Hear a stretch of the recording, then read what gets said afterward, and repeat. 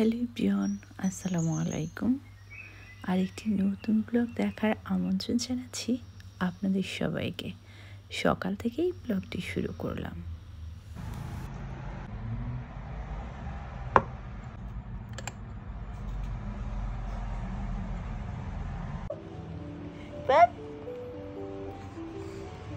তুমি এখন ঘুমিয়ে যাবা, ওকে? এখন ঘুমিয়ে যাও বাবা। গতকালকে কিছু চিকেন স্যান্ডউইচ বানিয়ে রেখেছিলাম, ফ্রিজ থেকে বের করে ওভেনে গরম করে নিচ্ছি। সাদাত বেবি মাঝে মাঝে সকালে খাওয়ার পরে একাই ঘুমিয়ে যায়, আর আজকে সে আর ভাইয়ের সঙ্গে খেলা করছে না, কান্নাকাটি শুরু করে দিয়েছে। এই ব্লগটি সোয়াতের স্কুল খোলার আগে আমি করেছিলাম, বাট আপলোড করতে বেশ দেরি হয়ে গিয়েছে। ফাইনালি সাদাতকে ঘুম পাড়িয়ে সোয়াতের নাস্তাও খাওয়া শেষ। এবার আমি নাস্তা করব। প্রতিদিনই দুই ভাইকে খাইয়ে দাইয়ে দেন আমার নাস্তা খেতে খেতে বেশ দেরি হয়ে যায়। এই দুইটা টি প্যাক একসঙ্গে করে রং চাটা খেতে দারুণ লাগে। দুধ চায়ের সঙ্গে চিনি না হলেও চলে, বাট রং চায়ে আমার চিনি লাগবেই লাগবে। দুপুর 1টা বেজে গেছে আমার সকালের নাস্তা খেতে। অনেক দিন থেকে একটা রেসিপি আমি ট্রাই করতে চাচ্ছি, সেই সঙ্গে আপনাদের সঙ্গেও শেয়ার করতে চাচ্ছিলাম, বাট সময়ের জন্য করতে পারছি না। আজকে চলুন রেসিপিটা শেয়ার করা যাক। গতকাল রাতে আমি 1 কাপের মতো চিনি গুঁড়া চাল ভালো করে ধুয়ে পরিষ্কার পানিতে ভিজিয়ে রেখেছিলাম সারা রাত। আমি এখানে চিনি গুঁড়া চাল ব্যবহার করেছি, আপনারা চাইলে স্টিকি রাইসও ব্যবহার করতে পারেন। দেন পানিটা ঝরিয়ে নিয়েছি। এবার একটা রাইস কুকারের প্যানের ভেতরে পাতলা একটা কটন কাপড় দিয়ে চালগুলো দিয়ে দিচ্ছি। থাইল্যান্ডের একটা কুকিং ভিডিওতে দেখে আমার কাছে মনে হলো এই রেসিপিটাই বেস্ট। আমি এখানে 1 কাপ প্লাস আরও 1.25 কাপের মতো পানি দিয়ে এভাবে খুব ভালো করে ঢেকে দেন আমি এটা রাইস কুকারে বসিয়ে দিব চালটা কুক হওয়ার জন্য। এতক্ষণে সবাই বুঝে গেছেন আজকে আমি তৈরি করতে চাচ্ছি ম্যাঙ্গো স্টিকি রাইস। ওই রেসিপিটিতে ছিল স্টিকি রাইস, বাট ওখানে ও 1 কাপ চালে 1 কাপ পানি ব্যবহার করেছে। আমার কাছে মনে হলো 1 কাপ চালের জন্য 1 কাপ পানি চিনি গুঁড়া চালের জন্য পারফেক্ট নয়, তাই আমি আরও 1.25 কাপের মতো পানি ব্যবহার করেছি। একটা কোকোনাট মিল্ক ভালো করে শেক করে আমি পুরোটাই একটা পাত্রে দিয়ে দিয়েছি, কারণ আমার কাছে মনে হয় যে ক্রিমটা বেশি হলে খেতে ভালো লাগবে।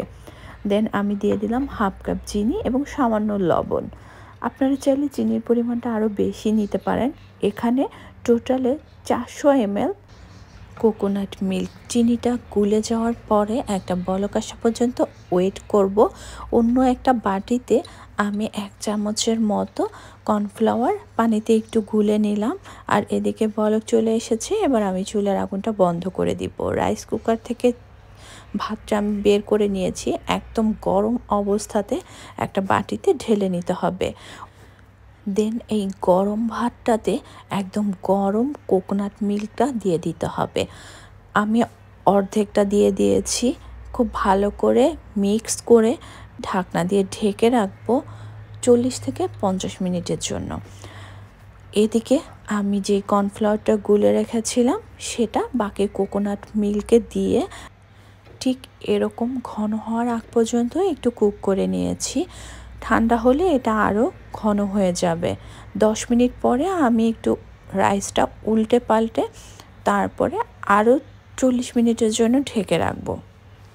আমি আর বিদ্যুৎ ম্যাঙ্গো স্টিকি রাইস দুপুরে খেলেও সোয়াদ কিন্তু একদমই খাবে না।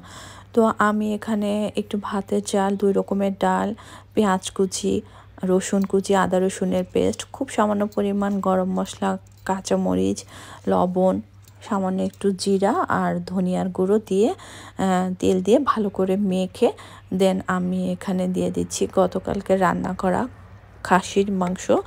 কারণ এই মাংস বেশ অনেক মশলা আছে, তাই অল্প অল্প দিয়েছি। তো সব কিছু দিয়ে এভাবে মেখে পানি দিয়ে দেন আমি রাইস কুকারে বসিয়ে দেই।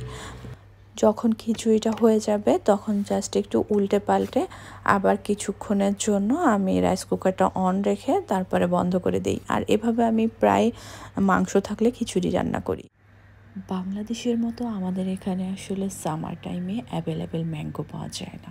এমন সময় আমরা পেয়ে থাকি ঠিক তখন বাংলাদেশের ম্যাঙ্গোর সিজন অলরেডি শেষ পর্যায়ে। আমি আমার পছন্দ মতো ম্যাঙ্গোটা কেটে নিয়েছি। অবশ্যই মিষ্টি এবং সুস্বাদু ম্যাঙ্গো দিয়ে এই ম্যাঙ্গো স্টিকি রাইসটা ট্রাই করবেন।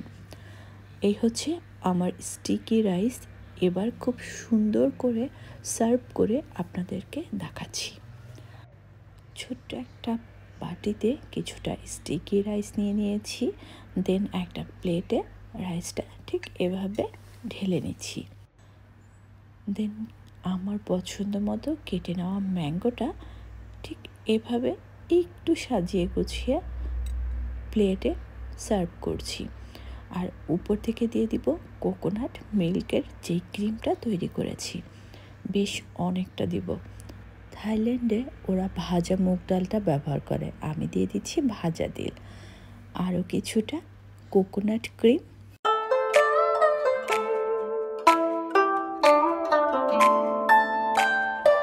তৈরি করার সঙ্গে সঙ্গে নিজে আগে টেস্ট না করে আর পারলাম না, এতটা লোভনীয়। মুখে দেওয়ার সঙ্গে সঙ্গে মনে হলো ভাইরাল এই ম্যাঙ্গো স্টিকি রাইসটা আমি অনেক বেশি দেরিতে ট্রাই করে ফেলেছি, আর রেসিপিটাও আপনাদের সঙ্গে শেয়ার করতে একটু দেরি হয়ে গেছে। অসাধারণ টেস্ট, অনেক দিন হয়ে গেছে এখনও ট্রাই করেননি, প্লিজ ট্রাই করবেন, অসম্ভব মজা। আজকের ব্লগটা তাহলে এখানেই শেষ করছি। সবাই ভালো থাকবেন, আল্লাহ হাফেজ। আর অবশ্যই ট্রাই করবেন।